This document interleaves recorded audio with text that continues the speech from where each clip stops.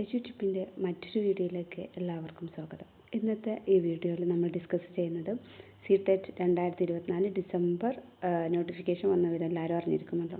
അപ്പോൾ സി-ടെറ്റ് എക്സാമിനെ കുറിച്ചിട്ടുള്ള കാര്യങ്ങളാണെന്ന് നമ്മൾ ഡിസ്കസ് ചെയ്യുന്നത്.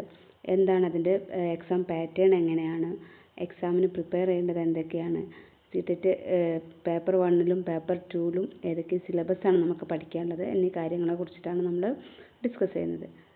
ഓക്കെ, ഇപ്പോൾ സി-ടെറ്റ് എക്സാമിൻ്റെ ഇമ്പോർട്ടൻ്റ് ആയിട്ടുള്ള ഡേറ്റുകൾ നമ്മൾ ഓർത്തിരിക്കേണ്ടത്, അപ്ലൈ സ്റ്റാർട്ട്സ് ഇന്ന് മുതൽ 17 സെപ്റ്റംബർ 17 മുതൽ 2024 സെപ്റ്റംബർ 17 മുതൽ നമുക്ക് എന്ത് ചെയ്യാം, അപ്ലൈ ചെയ്യാം.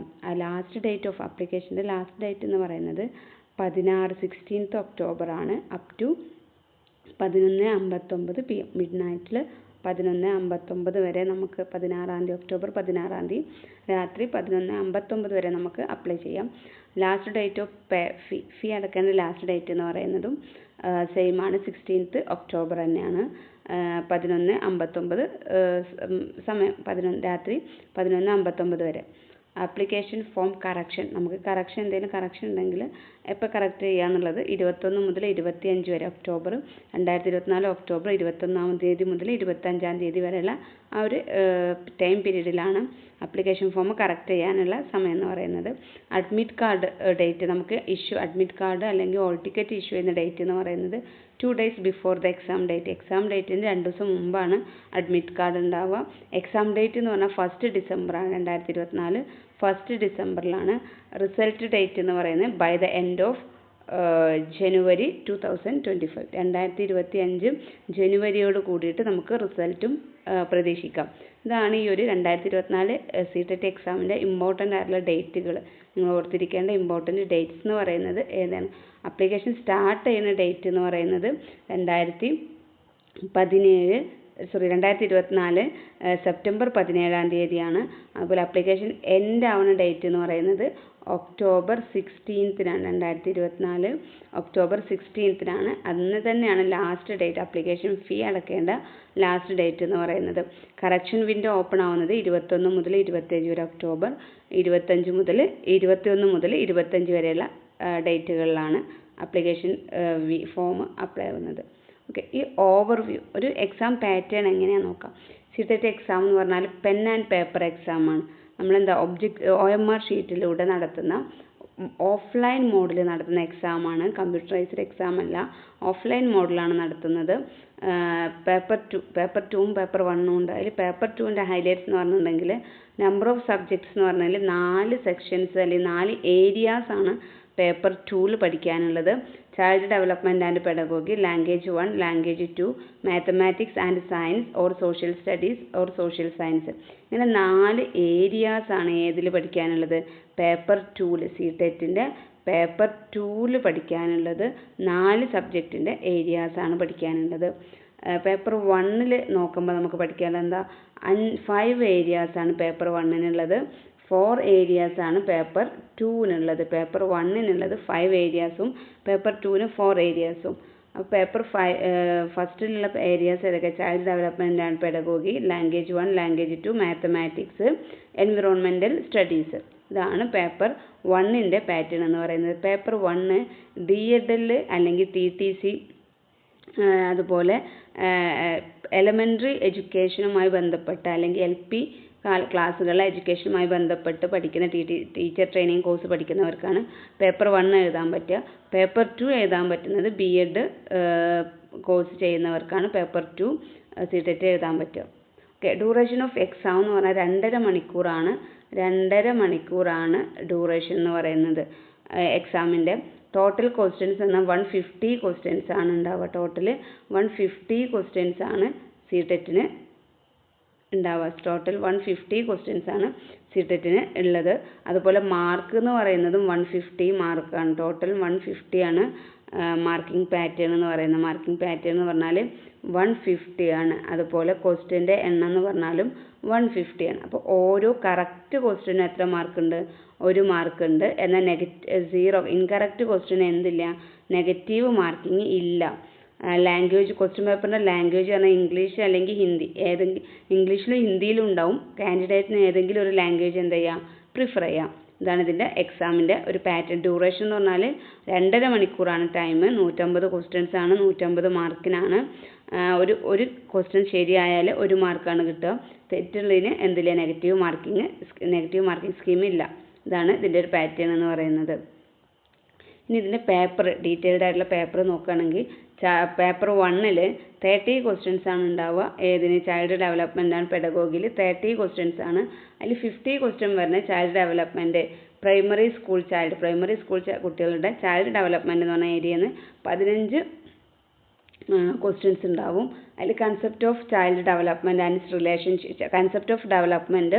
It's relationship with learning, principles of development of children, influence of heredity and environment, socialization process, social world, children and teacher, parents and peers, their role in socialization process, പിയാഷെ, Kohlberg and Vygotsky ഇവരുടെ തിയറികൾ, critical പെർസ്പെക്റ്റീവിൽ അവരുടെ തിയറികൾ.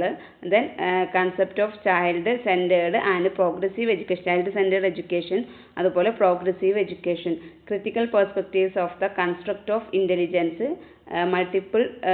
Multi dimensional intelligence, language and thought, gender as a construct, gender role, gender bias and in educational practices, individual differences along learners, understanding differences based on diversity of language, caste, gender, community, religion, etc.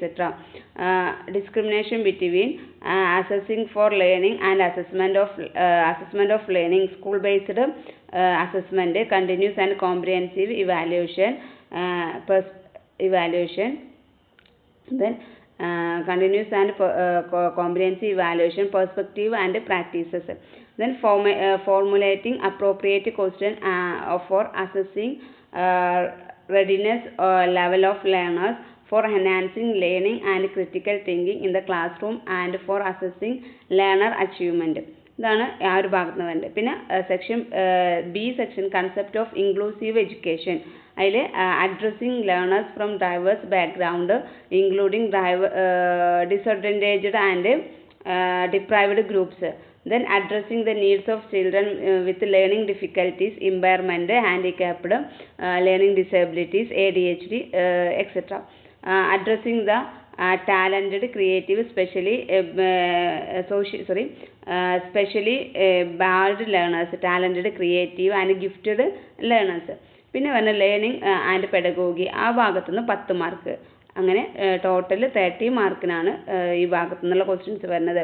How children think and learn, basic process of teaching and learning, teaching strategies, learning and social activities, social context of learning, child as A problem solver, A scientific investigator, alternative concept of learning children, understanding children's errors, a significant step in learning process, cognition and emotion, motivation and learning. These are the areas. The next one, language 1. Language 1 എന്ന് 30 questions ആണ്. 50 questions language and comprehension. Comprehension paragraph എന്ന് പറഞ്ഞാണ് 50 questions. Then 50 questions വരുന്നത് pedagogy of language learning, അല്ലെങ്കിൽ language development, learning and acquisition, principles of language teaching, role of listening and speaking, functions of language skills, critical perspectives of the role of the grammar, challenges of teaching language in a diverse classroom, language difficulties, errors and disorders, language skills, LSRW, ഇതിൻ്റെ important, ഇതിൻ്റെ sub components, അങ്ങനെയുള്ള സംഭവങ്ങളൊക്കെ.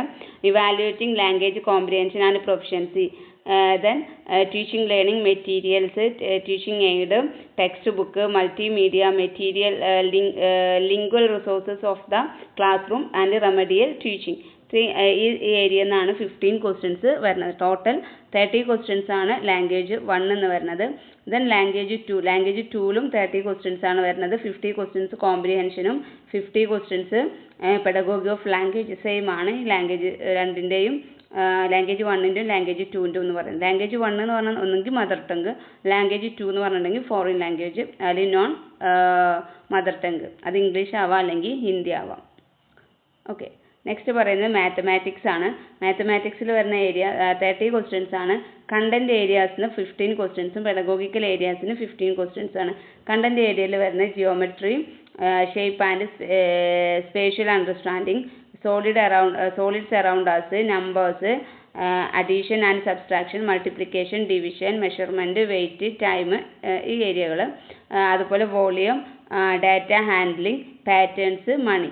Then pedagogical ഇഷ്യൂസിൽ വരുന്ന nature of mathematics, logical thinking, understanding children's thinking and reasoning patterns and strategies of making meaning and learning, place of mathematics in curriculum, language of mathematics, community mathematics, evaluation through formal and informal methods, problems of teaching, error analysis and related aspects of learning and teaching, diagnostic and remedial teaching. ഇത്രയാണ് ഏത് area എന്ന് വരുന്നത്, മാത്സിൻ്റെ area എന്ന് വരുന്നത്.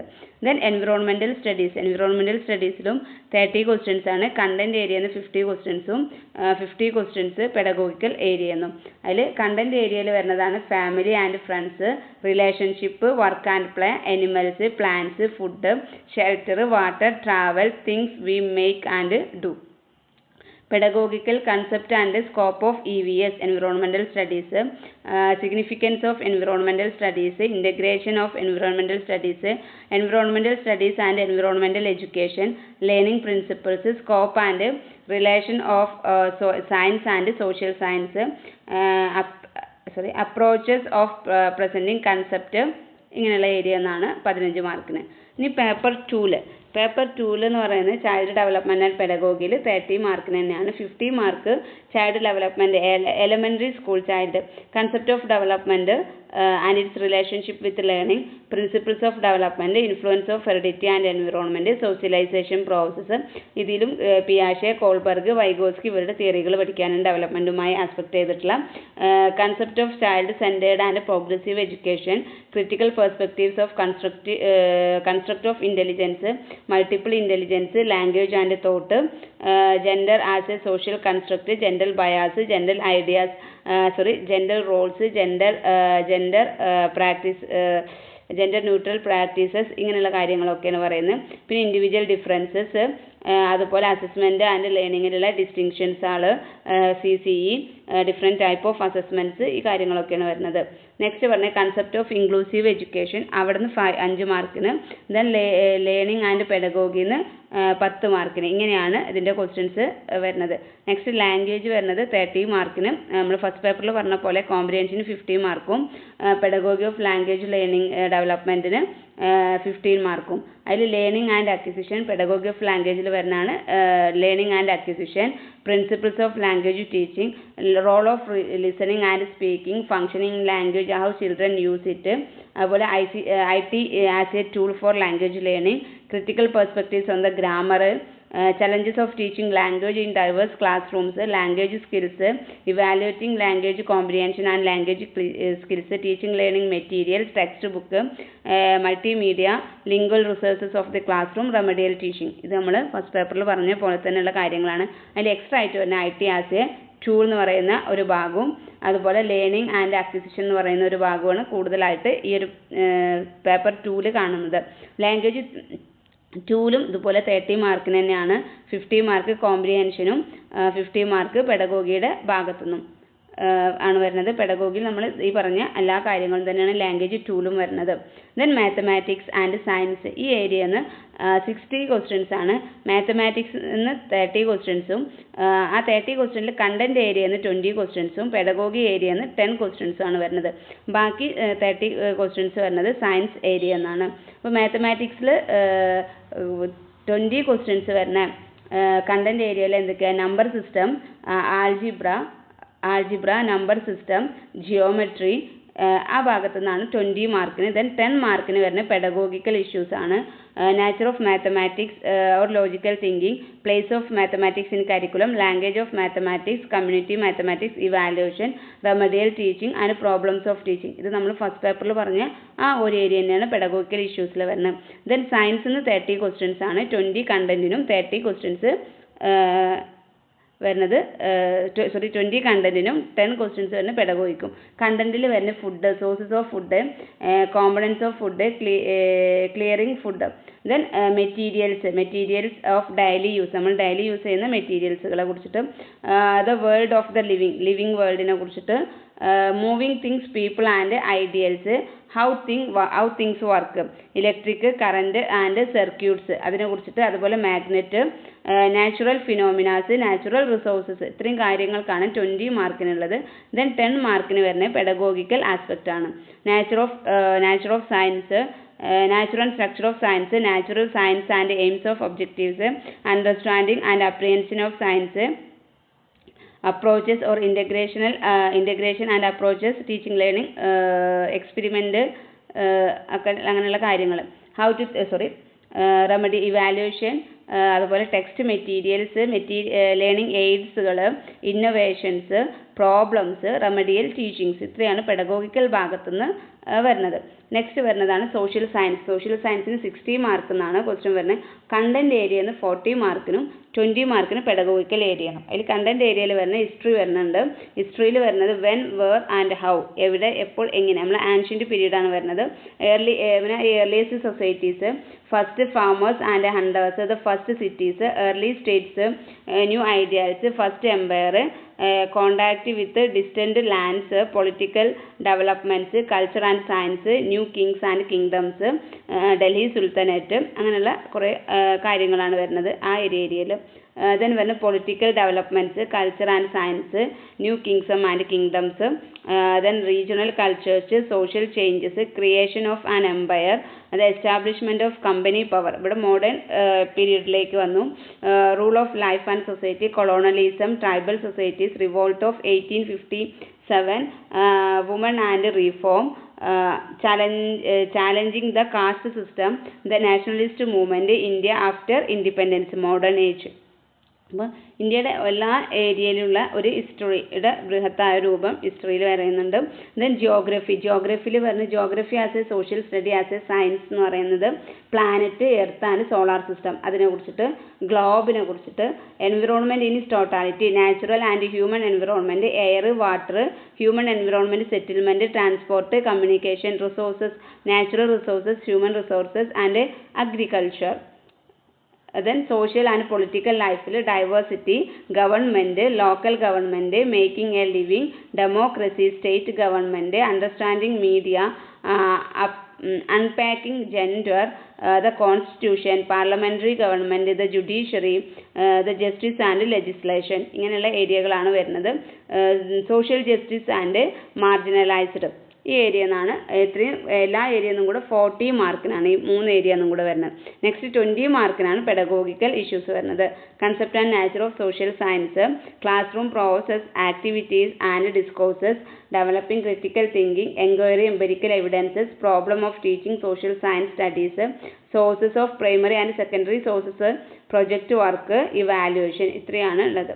ഇനി ഇതിൻ്റെ detailed syllabus അറിയണമെന്നുണ്ടെങ്കിൽ NCERTയുടെ 1 മുതൽ 8 വരെയുള്ള ക്ലാസ്സിലെ ടെക്സ്റ്റ് ബുക്കുകൾ നന്നായിട്ട് പഠിക്കാം. അപ്പോൾ ഈ എക്സാമിന് കുറച്ചും കൂടെ ഈസി ആയിട്ട് എന്ത് ചെയ്യാൻ പറ്റും, നമുക്ക് അറ്റംപ്റ്റ് ചെയ്യാൻ പറ്റും. SCERT അല്ല, NCERT ടെക്സ്റ്റ് ബുക്കിൽ ഡീറ്റെയിൽഡ് ആയിട്ട് പഠിക്കാം.